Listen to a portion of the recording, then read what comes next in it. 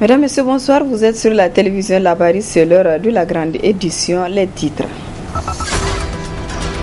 Ébullition au front social, les médecins, les enseignants et les transitaires sont tous mécontents des attitudes du gouvernement, attitudes dont ils dénoncent d'ailleurs à travers des déclarations et sit-ins.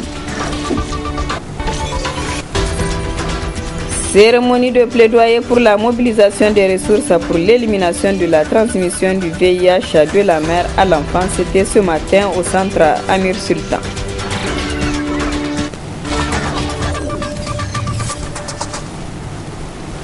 Mesdames, Messieurs, une fois de plus, bonsoir. Nous commençons ce journal par cette brève. Léger remaniement technique du gouvernement ce jeudi à Niamey. Ainsi, l'actuel directeur du cabinet du président de la République, M. Seydou Sidibé, prend le portefeuille du ministère des Finances en remplacement de Gilles Baye, nommé conseiller technique du président avec rang de ministre. Ce dernier, selon certaines sources, aurait préféré se retirer suite aux multiples désaccords observés ces derniers temps avec les travailleurs de son département ministériel. Autre nomination, c'est celle d'Oumoudou Mahamadou qui va au palais présidentiel en qualité de ministre directeur de cabinet du président Issoufou Mahamadou. Au moment de sa nomination, Oumoudou trônait à la banque BIA Niger. Sit-in ce matin à la fonction publique des médecins du syndicat des pharmaciens et chirurgiens dentistes du Niger Saint-Famed. Objectif à dire non au concours de recrutement des médecins. Le compte-rendu de Nafissa Zakou. Ces jeunes médecins réunis au sein du syndicat national des pharmaciens, médecins, chirurgiens et dentistes du Niger Saint-Famed sont plus que jamais déterminés à défendre leurs intérêts. Ainsi, ces mouvements visent à dire non à la loi 2007 qui oblige un concours de recrutement aux médecins. Depuis tout le temps, les médecins ont été recrutés sur la base des dossiers sans concours à travers un critère bien défini qui est l'ancienneté dans la date de la soutenance. Et bien, depuis un certain moment, si vous vous rappelez, en décembre, il y a eu beaucoup de choses qui sont passées par rapport à notre recrutement. Alors pour ces recrutements, pour le 114 médecins, pharmaciens et chirurgiens dentistes, alors le ministère de la fonction publique a décidé de soumettre effectivement ces gens-là en concours. Alors nous avons rejeté cette décision, ces principes pour plusieurs raisons. D'abord, l'argument, vous savez, nous sommes toujours au Niger, un pays qui s'est dit en voie de développement et qui jusqu'à l'heure ne répond pas, n'est-ce pas, aux critères, au ratio de l'OMS qui dit qu'il faut un médecin pour 10 000 habitants. Nous avons, selon certaines théorie, un médecin pour 18 000 habitants. Mais dans la réalité, quand vous partez, vous allez trouver une localité où il y a un seul médecin qui couvre pratiquement tout un département qui englobe plus de 200 000 habitants. De toutes les façons, nous, c'est de l'intérêt général du pays que nous sommes en train effectivement de faire ce combat pour même faire profiter la population effectivement de ce médecin. Vous savez, comme je l'avais dit, s'il s'agit, vous avez vu, lorsqu'il s'agit d'augmenter ou de répondre aux normes en ce qui est des députés, les gens ne même pas hésité effectivement à augmenter le nombre de députés, mais dans un pays où jusqu'à preuve de contraire, les ratios de l'OMS n'est pas atteint. On est loin d'atteindre le ratio de l'OMS. Vous partez dans des centres de santé, vous allez percevoir ça, mais on dit qu'il faut soumettre les gens au concours. Le Saint-Famed a entrepris plusieurs rencontres avec les autorités en charge de la santé afin que des solutions soient trouvées à leurs préoccupations. Depuis qu'on a commencé évidemment ce mouvement, nous avons été évidemment appelés par les autorités, surtout le ministre de la Santé publique, qui est en pourparlers avec même le chef du gouvernement et le ministre de la fonction publique et de la réforme administrative. En tout cas, on est en pourparlers. Et évidemment, ils ont pris un certain nombre d'engagements. Et nous pensons qu'évidemment que ces engagements seront évidemment mis en œuvre le plus rapidement possible et qu'évidemment la population nigérienne dans sa globalité va profiter. Il faut qu'on se les rappelle. Ce n'est pas en réalité un combat pour nous autres que nous faisons, mais au-delà c'est pour la population. Parce que s'il faut passer par une autre voie, d'abord pour recruter les médecins, comme je l'avais dit, la santé de la population est mise en péril. Et même à travers le besoin, ça vous n'avez pas besoin de réfléchir, même si vous portez effectivement une lunette en bois, vous serez d'accord que le Niger a besoin de médecins, alors et les médecins sont disponibles, ma foi il faut les recruter et les rendre à la disposition de la population. Face à cette situation, le Saint-Famed entend durcir le temps si des solutions ne sont pas trouvées dans les plus brefs délais. pour les médecins. Oui. Le syndicat national des agents contractuels et fonctionnaires de l'enseignement de base a rendu public ce matin une déclaration. Le SINASEB s'est prononcé sur les préoccupations des enseignants et la situation sociopolitique du pays. Le résumé avec Asman China et Sadou Domi. C'est l'indifférence du gouvernement de la 7e République face aux préoccupations des enseignants qui explique cette sortie du syndicat national des agents contractuels et fonctionnaires de l'éducation de base. Occasion pour le SINASEB d'exposer ses exigences et ses sollicitations. Le BEN SINASEB exige du gouvernement le paiement immédiat et sans condition des pécules du mois de mai à tous les enseignants contractuels et dans toutes les régions. L'attribution des matricules pour les enseignants sélectionnés sur la liste additive du recrutement 2012-2013, la finalisation du recrutement 2014 dans un bref délai, l'octroi des matricules pour tous les enseignants frappés par la limite d'âge du fait de leur exploitation pendant plus de 15 ans par le gouvernement, la réhabilitation sans condition du salaire du camarade Seyn Harouna, victime de harcèlement de la part de la ministre de l'enseignement primaire, le paiement des listes de rappels salaires bloquées au Trésor national depuis le mois de décembre 2014, le paiement de la prime de CAE pour le mois de février 2014 dans la région de Tawa, l'annulation de toutes les décisions d'affectation des responsables syndicaux de la région de Zender, la mise en place des mécanismes pour la formation de tous les enseignants qui sont sur le terrain sans diplôme.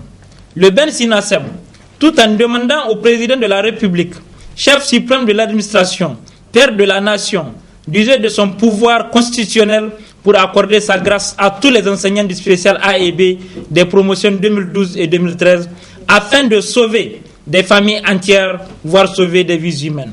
Lui demander de garantir une justice sociale équitable à tous les fils du pays. Les coupures de cotisations syndicales et le front social sont aussi des sujets qui préoccupent les SINASEB. Le BEN SINASEB constate que des syndicats en complicité avec le directeur de la solde ont opéré des coupures sur les salaires des militants du SINASEB sur la base de fichiers électroniques, contrairement aux clauses. Alors même que ses camarades ont signé leur procuration pour leur syndicat. Nous tenons à informer les responsables du ministère des Finances que des poursuites seront engagées contre le directeur de la solde et les syndicats pour coupure illégale sur salaire et usage de faux. Du front social, le BEN SINASEB, tout en se réjouissant de la libération des acteurs de la société civile et des hommes de médias, constate que le front social est marqué par plusieurs crises du fait de l'amateurisme des autorités de la 7e République. Le BEN SINASEB a enfin lancé un appel citoyen à toutes les enseignantes et enseignants de sortir massivement pour participer à la marche qu'organise la société civile le 6 juin prochain. Les transitaires se mobilisent pour défendre leurs intérêts depuis l'annonce de la décision des autorités de céder la gestion des magasins sous douane à Bolloré. Dans leur combat, les transitaires bénéficient du soutien de certaines structures. Le reportage de Hassan Saleh Mustafa et Ibrahim Abdou. 15 jours après leur grève pour protester contre la décision des autorités nigériennes de confier la gestion des magasins sous douane à Bolloré, les transitaires nigériens campent sur leur position et rejettent en bloc l'idée. Nous restons toujours sur notre position quant au départ pur et simple de Bolloré. Ils ont eu à démontrer que Bolloré, Niger Terminal, est là en tant que gestionnaire des magasins sous douane. Eh bien, nous disions non. Parce que la personne qui avait postulé pour la gestion des magasins sous douane, c'était Bolloré Africa Logistique. Et Bolloré Africa Logistique est reconnu dans le domaine du transit. En cela aussi, je vous envoie encore au logo de Niger Terminal. Vous allez voir que Niger Terminal a comme logo la carte d'Afrique, qui n'est rien d'autre que Bolloré Africa Logistique. Et étant donné que nous sommes des professionnels du transit douane, nous savons aussi comment est-ce qu'un autre peut réussir à vous prendre votre client. C'est en lui proposant des tarifs bas. Nous n'allons pas accepter à ce que quelqu'un se permette de venir gérer, qui a le même métier que nous. Nous sommes des Nigériens. Donc nous pensons que c'est à l'État de nous protéger. La société civile nigérienne et le syndicat national des agents de douane soutiennent les transitaires dans leur combat et demandent aux autorités de revoir la décision de remettre les magasins sous douane sous la coupe de Bolloré. le fait que le gouvernement ait décidé de concéder au groupe Bolloré et la gestion des magasins sous douane, avec tout ce que cela implique et comme mesure, vu l'importance des conséquences négatives de ces mesures envisagées sur les consommateurs. C'est pour cela que nous estimons que tous ensemble, tous les Nigériens de tous les horizons sont concernés par cette action citoyenne que nous envisageons. Là où Bolloré n'a pas beaucoup de chance, c'est que même les opérateurs économiques ne sont pas d'accord. Parce que les prix que Bolloré propose sont des prix faramineux. On ne peut pas comprendre au stade actuel des choses où la situation économique est difficile que Bolloré vienne nous proposer des prix qui soient des prix exorbitants, que les commerçants ne peuvent pas supporter. Et puis même quand les commerçants eux supportent, les consommateurs ils vont faire quoi? Ce n'est pas tous les consommateurs qui ont les moyens pour acheter ces produits. Or ce sont des produits vitaux. Quand vous n'achetez pas du riz pour manger, vous n'allez pas vivre. Quand vous n'achetez pas certains produits de première nécessité, vous ne pouvez pas vivre. Or aujourd'hui, c'est quelque chose qui va se ressentir, sur le panier de la ménagère. Plus que jamais déterminés à amener les autorités de prendre en compte leurs préoccupations, les transitaires réunis au sein du syndicat national des agents de transit SINAT demandent à tous les transitaires de sortir massivement le samedi 6 juin prochain pour participer à la marche citoyenne des structures de la société civile. Exceptionnelle la mobilisation hier des militants de Capi Niger pour accueillir le président du Nigeria, Mohamed Buhari. Ils étaient plusieurs centaines sur l'itinéraire du cortège présidentiel. Reportage de notre confrère Abdul Karim Mohamedou. Le nouveau président du Nigeria, Muhammadu Buhari, en terre nigérienne ce mercredi 3 juin 2015. 5 jours seulement après son investiture à la magistrature suprême de son pays, l'ex-général a consacré sa première sortie au Niger, un pays frère avec lequel il partage plus de 1000 km de frontières, de liens de coopération séculaire et des communautés identiques. Le Niger est aux côtés du Nigeria depuis plusieurs mois dans la lutte contre Boko Haram. La visite du président Buhari est donc un signe de reconnaissance à l'endroit du peuple nigérien et de ses autorités. Le peuple nigérien, avec sa légendaire hospitalité, est sorti accueillir l'illustre hôte. Une visite exceptionnelle qui a bénéficié d'une mobilisation exceptionnelle. Mobilisation surtout exceptionnelle, maoust, gigantesque. Les superlatifs ne sont pas de trop pour qualifier la sortie des militants du cadre d'action pour le progrès et l'innovation Capi Niger. Des militants qui ont ainsi répondu à l'appel du président El Hadji Ousmane Diango. Du rond-point Escadrille à celui de l'hôpital, en passant par celui des armées, commissariat central et place de la Concertation, ils étaient plusieurs centaines de militants Capi avec leur banderole à réserver un accueil chaleureux au président Buhari.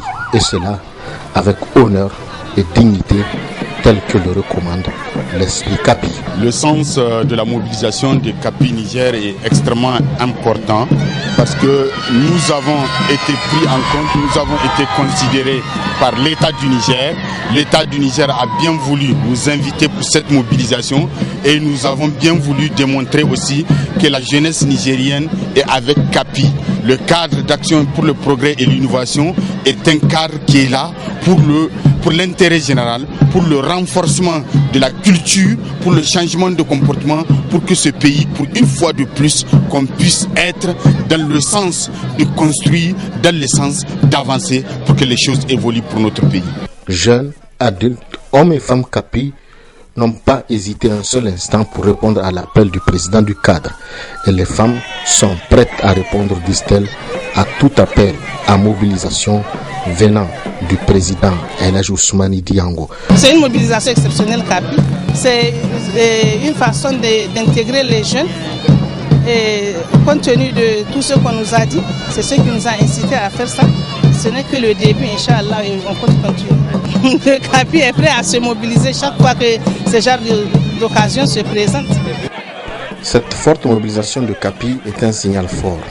Et tous ceux qui doutent un seul instant de la force de Capi et de sa capacité de mobilisation en ont eu pour leur compte.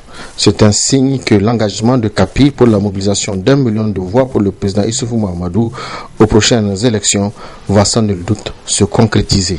Vous êtes en train de faire le constat vous-même, c'est une réalité. Déjà au niveau de la capitale nigérienne, vous êtes en train de voir la capacité de la mobilisation des Capi Niger. Alors notre engagement, c'est que nous avons pris comme engagement, nous allons Inch'Allah l'accomplir pour amener le président Issoufou pour le deuxième mandat, bien sûr pour un partenariat sûr entre Capi Niger et le président de la République Issoufou Mahamadou. L'exceptionnelle mobilisation des militants Capi est la preuve du sérieux de son premier responsable et de ses collaborateurs qui ne ménagent aucun effort pour hisser au plus haut sommet de toutes les organisations le flambeau de Capi. Cérémonie officielle de plaidoyer ce matin à Amir Sultan pour la mobilisation des ressources nécessaires pour l'élimination de la transmission du VIH de la mère à l'enfant. Un plaidoyer à l'intention des décideurs et partenaires techniques et financiers.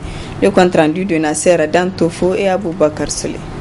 C'est au regard de la situation sanitaire du couple mère-enfant, notamment dans la prévention de la transmission du virus VIH de la mère à l'enfant, que cette journée de plaidoyer a été organisée. Il s'agit pour les initiateurs de cette rencontre de plaider pour une mobilisation des ressources nécessaires pour la mise en œuvre du plan stratégique d'élimination de la transmission du VIH de la mère à l'enfant. L'objectif de cette journée et d'obtenir, n'est-ce pas, des engagements, le renouvellement des appels des différents partenaires, n'est-ce pas, du ministère de la Santé publique et dans le cadre d'une plus grande intégration, le renforcement des questions de VIH-Sida et surtout de la PTME dans les composantes et les programmes de santé de la reproduction pour combler les différents gaps en termes programmatiques, n'est-ce pas, et stratégiques, en termes de formation, en termes de financement, pour que l'ampleur de la transmission de la mère-enfant du VIH-Sida puisse connaître une solution à l'horizon 2030. À l'issue de cette rencontre, les attentes sont multiples au vu du taux de transmission du VIH de la mère à l'enfant encore supérieur à la moyenne recommandée par l'ONU-SIDA et l'OMS. Nous attendons de cette journée des engagements. Il y a déjà eu l'appel de monsieur le ministre de la Santé publique pour l'appui au financement, pour la rationalisation des ressources déjà disponibles. Et cet appel du ministre de la Santé publique a été porté très haut par la première dame, Aïchatou Issoufou, qui a renouvelé cet engagement et qui a fait un appel également à l'endroit de tous les partenaires pour qu'il y ait plus de financement pour l'intégration de la santé reproductive et la PTME. L'élimination de la transmission du VIH de la mère à l'enfant est désormais un rêve réalisable, surtout avec l'implication des secteurs privés dans la mobilisation de ces ressources. Nous ne sommes pas convaincus qu'on aura plus de ressources. Et c'est pour ça que nous soutenons ce plaidoyer, qu'il est temps qu'on fasse un plaidoyer, qu'il y ait de la mobilisation de ressources nationales. Parce que nous constatons aussi dans les pays qu'il y a des opportunités de financement. Mais il faut savoir où est-ce qu'on peut aller chercher ces ressources. Et il y a eu des expériences. Les taxes sur les billets d'avion, d'autres ont mis des taxes sur le tabac, la consommation d'alcool. Mais on a aussi des entreprises, on a des sociétés minières qui, de par ces activités, mettent aussi la santé des populations à l'épreuve. Un appel maternel à tous a été lancé par la première dame Aïssata Issoufou pour aider à une meilleure intégration de la prévention de la transmission mère-enfant à la santé de la reproduction afin de sauver les enfants. Lancement ce matin des activités entrant dans le cadre de la célébration de la 11e édition de la semaine scientifique, culturelle et sportive. Plusieurs activités sont à l'affiche de cette 11e édition qui s'étendra du 4 au 6 juin 2015. Le reportage de Nafisa Adamou et Nasser Seydou. Nous sommes combattants, conquérants du savoir de la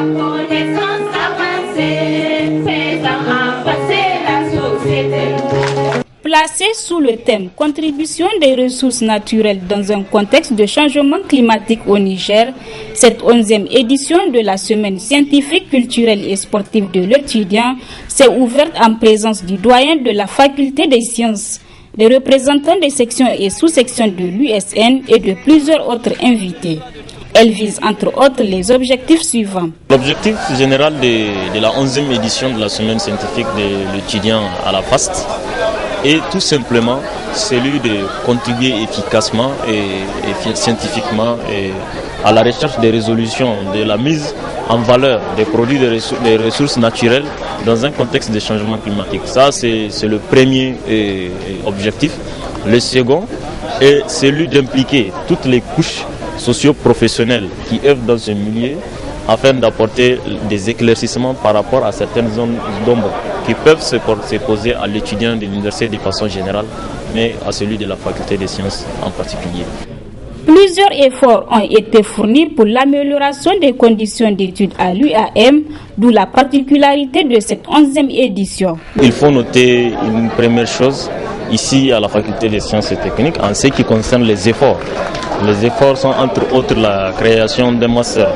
Et bien évidemment, le doyen en a parlé, le master en énergie renouvelable, qui va contribuer efficacement dans la réduction des dégagements des produits toxiques qui contribuent favorablement à ce phénomène. Et il y a aussi l'équipement de nos laboratoires dont on vient de faire cas. En outre de tout ce que je viens de dire, il y a ce que je dis, c'est une première fois que l'étudiant a décidé de faire une activité scientifique en ce sens et de produire un rapport technique pour soumettre aux différentes institutions concernées. En dehors de ça, nous avons prévu aussi la présentation des travaux de recherche scientifique. Cela, c'est pour encourager les camarades qui sont des apprenants scientifiques à renforcer leur capacité de recherche, à renforcer leur abnégation dans ce qu'ils font en matière de sciences pour contribuer efficacement au rayonnement de la science au Niger, mais aussi et surtout dans la sous-région. Plusieurs activités à caractère scientifique, culturel et sportif vont marquer le déroulement de cette semaine culturelle. Il s'agit notamment des conférences débats, des compétitions sportives telles que la lutte, les arts martiaux, des nuits culturelles et d'une grande soirée culturelle. Notons que ces activités s'étendront du 4 au 6 juin 2015. Je vous invite à présent à suivre un public reportage sur le lavage auto super clean implanté à Niamey. Situé sur le boulevard Mohamed VI en face du lycée Issa Berry, le lavage auto super clean est un cadre qui utilise des appareils modernes de dernière génération pour rendre vos véhicules propres. De l'intérieur à l'extérieur du véhicule, des appareils et produits divers sont utilisés, à savoir un appareil haute pression qui permet de laver l'extérieur et le moteur avec de l'eau chaude mélangée avec du shampoing auto qui nettoie en profondeur et protège les peintures des véhicules. Un appareil injection-extraction, il permet de laver les sièges du véhicule et 10 minutes après, ils sont secs. Aussi, la poussière de l'intérieur est aspirée avec un aspirateur. Quant au tableau de bord, il est nettoyé avec un produit rénovateur qui lui donne un éclat exceptionnel. À Super Clean, les pneus conservent leur souplesse et sont protégés durablement du dessèchement grâce à l'utilisation du rénovateur des pneus. Des appareils polisseurs et des produits pour le nettoyage des jantes sont disponibles au lavage auto Super Clean. Son promoteur nous parle ici de l'efficacité des appareils et produits utilisés. L'importance de ce matériel est que vos véhicules sont nettoyés et protégés à long terme. Alors qu'avec les produits locaux qu'on utilise pour laver les voitures comme l'Omo, c'est des produits qui détruisent la peinture et vous n'arrivez jamais à de bons résultats dans l'intérieur de vos véhicules. C'est pour montrer aussi que ici tout se fait par des réactions chimiques. Nos produits qu'on utilise, c'est des produits chimiques donc qui nous permettent de sortir facilement les saletés qui sont déposées sur vos véhicules. On n'a pas besoin de les frotter à force de mécanique ou d'autres choses. Non. Tout se fait par des réactions chimiques. Au lavage auto Super Clean, C'est un travail bien fait et en temps record par une équipe dynamique. Le lavage auto Super Clean est un rappel et situé sur le boulevard Mohamed VI en face du lycée Issa Berry. Retenez, au lavage auto Super Clean, c'est aussi le nettoyage des bureaux et domiciles. Voilà, mesdames, messieurs, ici s'achève ce journal. Merci à vous de l'avoir suivi.